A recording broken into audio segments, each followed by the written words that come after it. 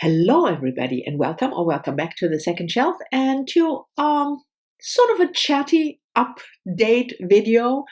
I haven't done one of those in a while, and I am in a particularly chatty mood today. I mean, I'm always chatty, as you know, but today I felt particularly inclined to just sit down and chat with you. And the reason is that I was looking at the first 3 months, well, almost 4. It's the fourth of the year, almost over, but it's more a quarterly check-in. So after the first quarter, I always do that because I have all these plans and ideas for reading for the year, and then I feel. I mean, the halfway point, we all do the mid-year freak-out tag stuff, but I feel it's too late. If I'm looking at the first 3 months, I normally know stuff is working or is not working for me, what I had in mind. So even though it's 3 weeks after the quarter ended, but we'll just roll with it and call it a first quarter check-in, even though it's almost a fourth. I'm repeating myself, like I said, chatty mood. Anyway, what I wanted to do is I listed below in the description, I listed all my fantastic, fabulous plans for reading for 2022. And I'm just going to go through and see how I did. So the first thing that I always do is in the first half of the year is the BookTube prize, because the prize is starting in January. The reading for the prize starts in January, and then the prize, the winner is announced, or the first 3 are announced in October. So it's really the first half of the year that we do that, and I just love the idea of the BookTube prize, and Robert, who came up with the idea from Haus, I believe, if I remember, I will leave a link to his channel and to the BookTube prize channel, of course, down below. It's such a fabulous idea that BookTube, so the bookish people on YouTube, would have their own book prize. Yeah. So I'm doing that. That works fine. I did in the octofinals, I did fiction, and now in the quarterfinals, I'm doing translated fiction. So that is something, yeah, that works. The other thing that I wanted to do, if I look at book prizes, is I wanted to read the whole long list for the Women's Prize for Fiction before the shortlist is announced. So the long list is always announced on International Women's Day on the 8th of March, and the shortlist now is announced in a week, 27th of April. So I have 6 weeks to read the 16 books. I managed to do that, but it was a bit of a stretch. I'm not sure I'm gonna do that again next year. Maybe I just limit myself to the shortlist. Because it was quite a big chunk taken out of my reading, the time I have to read. The fact that I had to read 16 books between the 8th of March and the 27th of April, I enjoyed it, and I was lucky in a sense, because I really liked the list, even though I didn't like all the books, but I thought it was a really good, varied list. Country-wise, topic-wise, but also in terms of genre. I know it's all literary fiction. I never use the term, as you know, if you follow my channel, but it had really quite a good variation. So, but yeah, I don't know whether I'm going to do this for another year. So we'll see. Then I'm in 3 book clubs. I mean, I have a real life book club, but we only meet once every 6 weeks and we pick one book. But there are these YouTube book clubs that I want to participate in, and that's the Book Naturalist book club. It's Mel's book club, Read Around the World, and it's Invisible Cities. And so the Book Naturalist book club is one book of nature writing each month. The Mel's book club is one book by a female author from a particular country. And then Invisible Cities has a sort of similar idea that the organizers, I will just leave a link to Natalie's channel down below, but the organizers just pick 2 countries and they announce them well in advance, 2 months or so before. And then I pick 2 books, one from each country, and you are also supposed to, do it broader, like cook food, watch movies, listen to music, but I always limit myself just to the books. And I think I overextended myself a little bit here with those 3 things. I did the read around the Book Naturalist book club. I read 1 book each month. I didn't read the March because I read this author already, and I didn't feel like rereading, which was already kind of a sign that I don't have enough space in my reading life. The read around the World Book Club, I read 3 of the 4, I think, and Invisible Cities, I really had to push myself. So I'm not sure what I will do with I definitely want to continue with the Book Naturalist book club and with Mel's book club. I might not force myself, quote unquote. I mean, hey, it's not bad to read a book, but I might not, force myself to do it every month.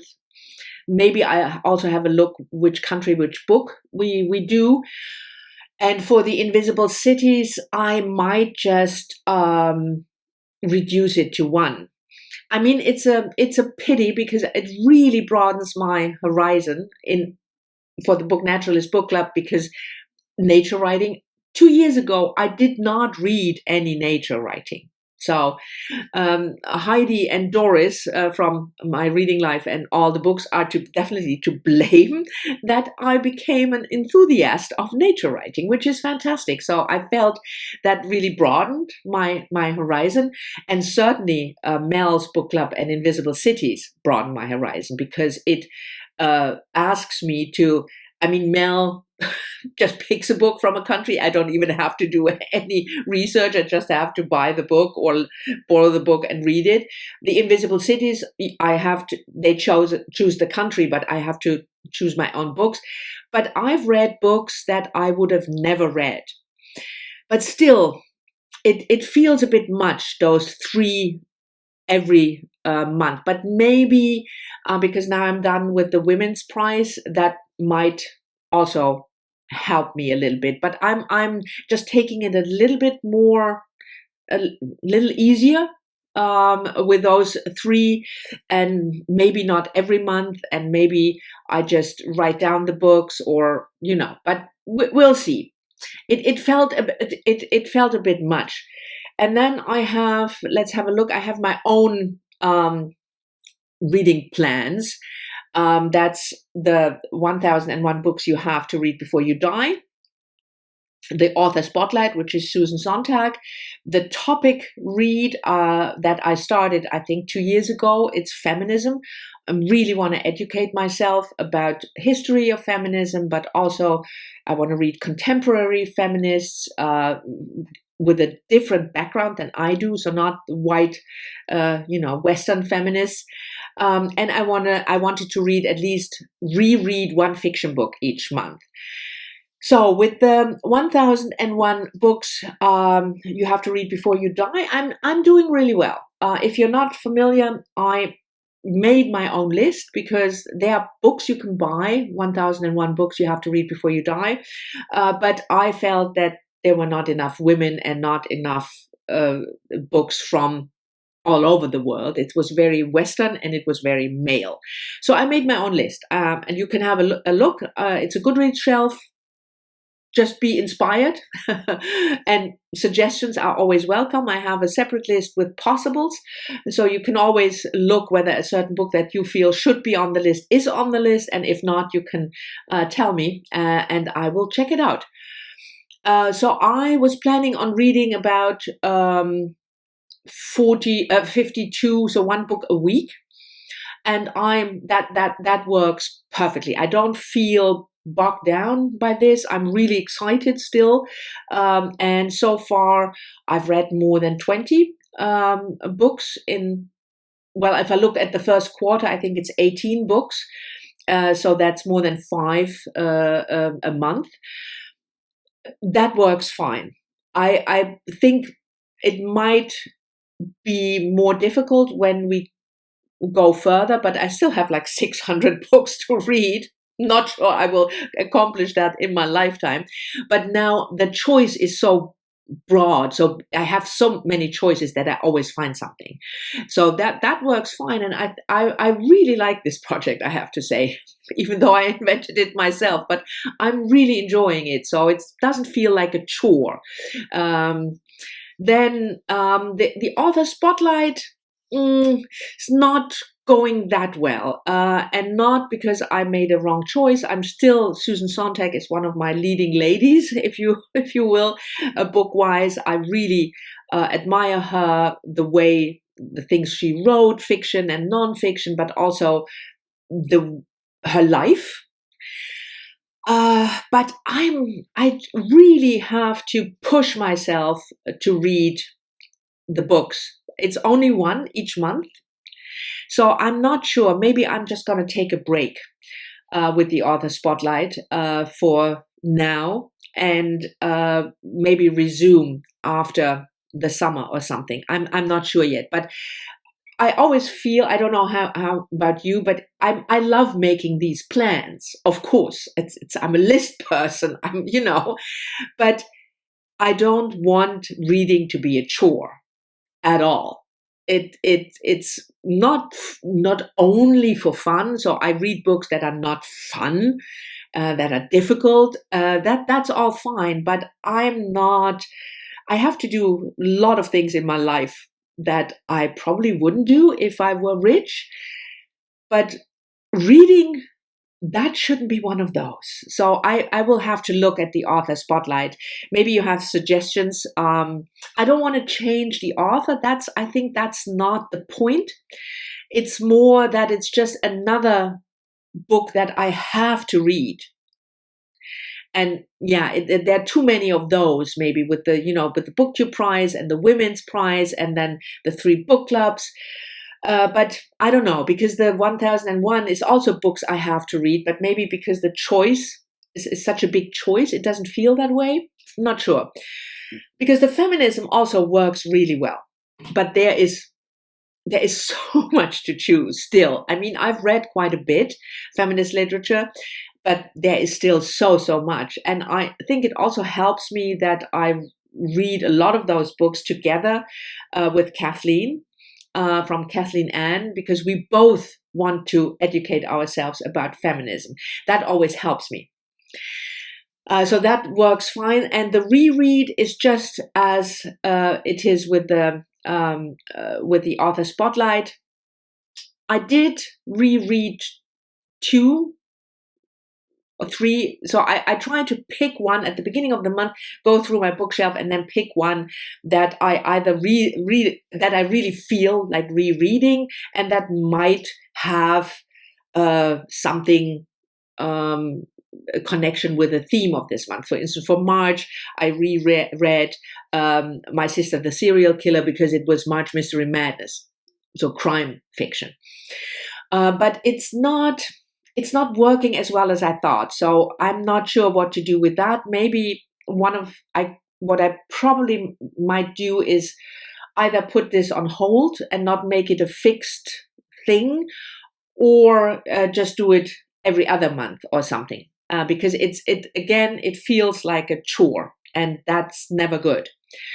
The other thing that is not listed down below is that I still do quite a lot of buddy reads, and sometimes I overschedule, that I have too many buddy reads at the same time, but that's normally just for a week or maybe 10 days, and then that's over. And I just love them. I really, really love to buddy read with people.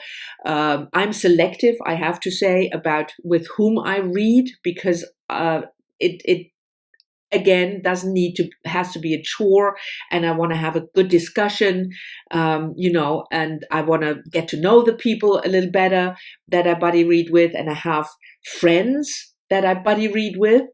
But buddy reads are a big part of my reading, and that I love it. So yeah, I mean, if I look at the whole list, I think I have to change up some of the things, like with the book clubs in the that I talked about in the beginning, those 3 book clubs, and I really have to look at the author spotlight and the rereading. But maybe I'll give myself a little time after this, like I said, because the 16 books for the Women's Prize, that was quite a big commitment. So we'll see. But I'll have a look at those 3 or 4 things, and I will let you know when after 6 months, whether I improved, what I did, what I changed. Let me know whether you have reading plans and how they work out for you, or whether you change them, whether you have these check-in moments. But yeah, that was the chatty one for this Wednesday. Thank you very much for watching. I hope you've enjoyed it. As always, I'm looking forward to your comments, and I'll see you all soon in the next one.